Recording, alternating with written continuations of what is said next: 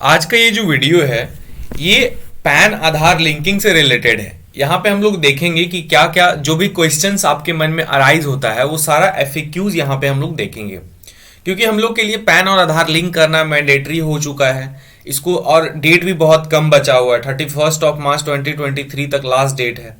तो आइए हम लोग देखते हैं कि सारा एक एक करके क्या क्या क्वेश्चन आ सकता है और उसका सॉल्यूशन क्या है। बोलता है who needs to link Aadhaar and pan.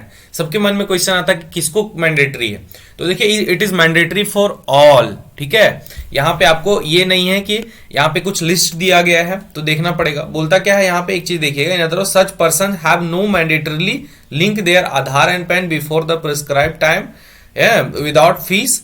और मतलब क्या है, 31 मार्च 2022 तक, मतलब 2022 तक कोई फी नहीं लग रहा था। अब क्या है कि फी लग रहा है, कुछ दिन तक 500 लगा, अब जो है 1000 रुपया लग रहा है। ठीक है, तो ये चीजें बताता है हु नीड्स टू लिंक।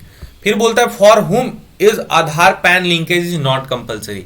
किसके लिए पैन और आधार लिंक करना मैंडेटरी नहीं है, कंपलसरी नहीं है। तो बोलता है Aadhaar PAN linkage requirement does not apply to any individual who is residing in the state of Assam, Jammu Kashmir और मेघालय। ये 3-4 जगह के लिए क्या है, इसके लिए मैंडेटरी नहीं है। अगर आप असम में है, जम्मू कश्मीर में है, मेघालय में है, तो आपके लिए पैन और आधार लिंक करना मैंडेटरी नहीं है। नेक्स्ट क्या है, a non resident as per income tax act 1961। अगर आप इनकम टैक्स पढ़े होंगे, नहीं भी पढ़े कोई इशू नहीं है। उसमें क्या है कि अगर आपको 120 डेज और 183 तो इस तरह से कुछ देखा जाता है, उसमें ये है। और वहां पे अगर आप नॉन रेसिडेंट आते हैं तो उस केस में आपके लिए भी एप्लीकेबल नहीं है, कंपलसरी नहीं है। Of the age of 80 years, अगर आपका एज 80 ईयर्स और उससे अबव हो गया है तो आपके लिए पैन आधार लिंक करना मैंडेटरी नहीं है। फिर क्या है कि the exemptions provided are subject to modification depending on subsequent government notification on this subject.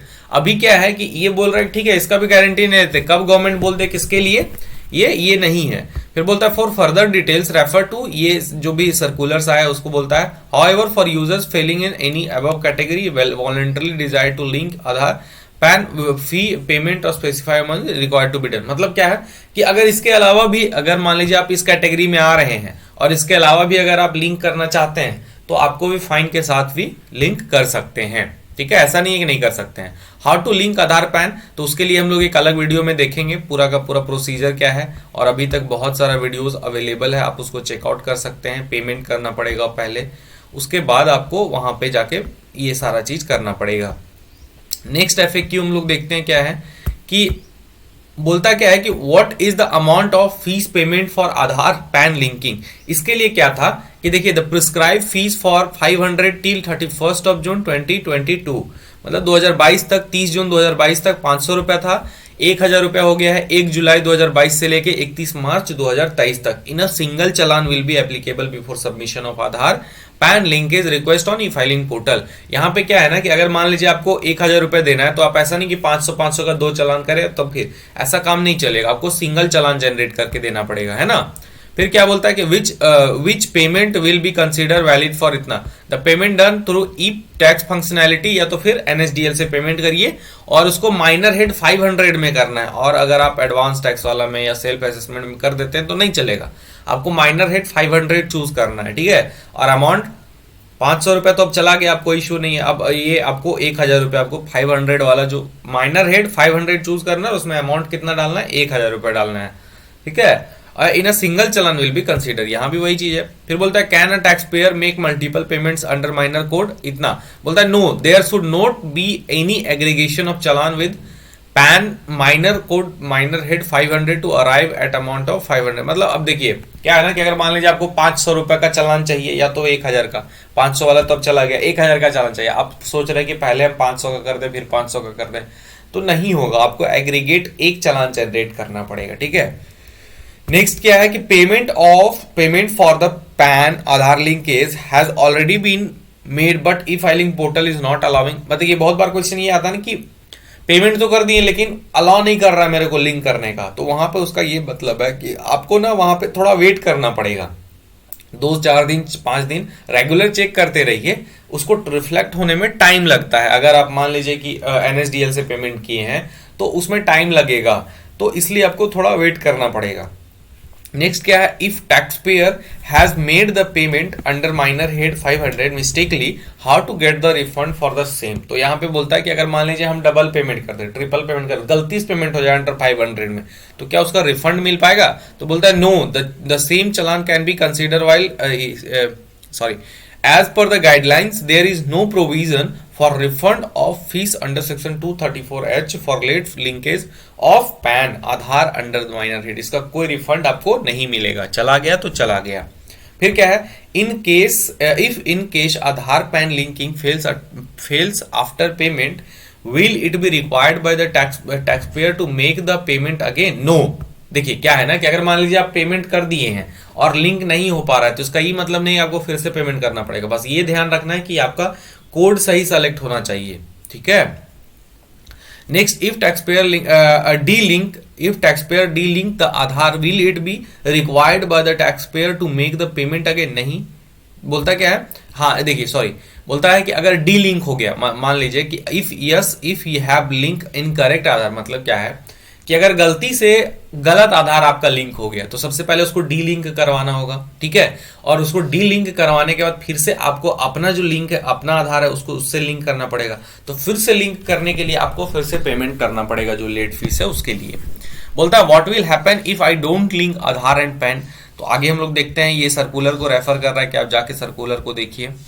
I cannot link my Aadhaar with pan because there is a mismatch in my। तो देखिए क्या है ना, बहुत बार इशू ये आ रहा है कि डेट ऑफ बर्थ में मिसमैच आ जा रहा है, ठीक है।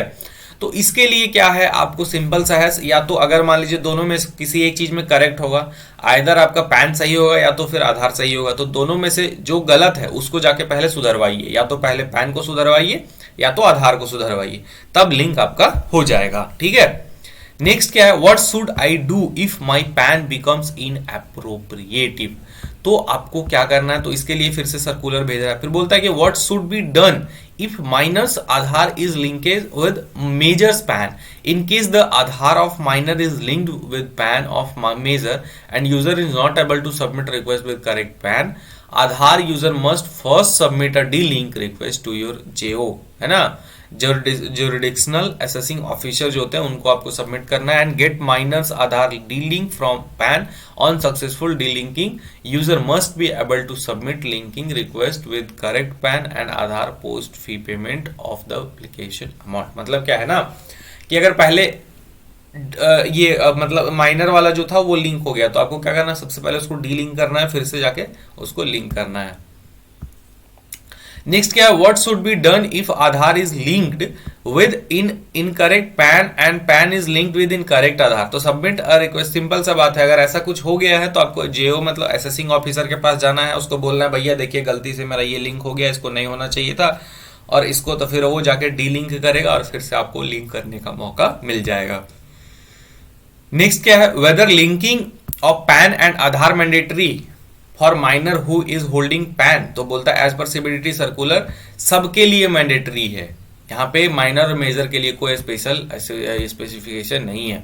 Is Aadhaar PAN linking mandatory for filing income tax return? No, इसके लिए कुछ नहीं है। लेकिन बात यह है कि बोलता है what will be the consequences if I do not link Aadhaar with pan till 31 March 2023 तक, क्या होगा अगर हम लिंक नहीं किए तो समझिए क्या होगा। If you do not link your Aadhaar with PAN till 31st March 2023, your PAN will become inappropriate। वो काम ही नहीं करेगा। अब काम नहीं करेगा तो क्या होगा, if PAN becomes inappropriate, you will not be able to furnish, intimate or quote your PAN and would be liable to all the consequences under the such as failure। तो बोलता है this will have a number of implications such as, ठीक है, इसमें क्या है कि you shall not be able to file return using inappropriate PAN। आपका पैन अगर इनवैलिड हो गया तो उस पर रिटर्न फाइल नहीं होगा। Pending returns will not be process, आपका जो भी रिटर्न पेंडिंग है वो प्रोसेस नहीं होगा। Pending refunds can not be issued to in operative PANs, ठीक है, पेंडिंग रिफंड क्लेम नहीं कर पाइएगा आप। Pending proceedings as in the case of defective return can not be completed once the PAN is inoperative, ठीक है। Pending refund जो है, पेंडिंग प्रोसीडिंग्स जो है in case of defective return जो है, प्रोसीडिंग्स जो चलता है वो भी इनएप्रोप्रिएट हो जाएगा। Tax will be required to be deduct at higher rate. अब मान लीजिए आपके पास पैन नहीं है, तो हर केस में जो 20% होता है तो वो फिर एप्लीकेबल हो जाएगा आपके ऊपर। ठीक है, तो इस तरह से आपको देखना है। इन एडिशन टू ये रेफर करना है, how can tax payer verify status check करेगा, तो टैक्स पेयर विल रिसीव, आपको जाके इनकम टैक्स पोर्टल पे साफ साफ एक टैब दिया हुआ, वहां से जाकर आपको वेरीफाई स्टेटस जो है वहां से देखना है। ठीक है, my Aadhaar is linked with PAN but it is not reflected in my profile section. तो आपको जाके ये स्टेप फॉलो करना है, क्लिक हियर करना है, ये सारा जाके आपको ये स्टॉप फॉलो करिए, रिफ्रेश करिए और सारा का सारा जाके आपका हो जाएगा। ठीक है, तो उम्मीद करते हैं आपको सारा का सारा ये आपको एफएक्यू समझ में आया होगा।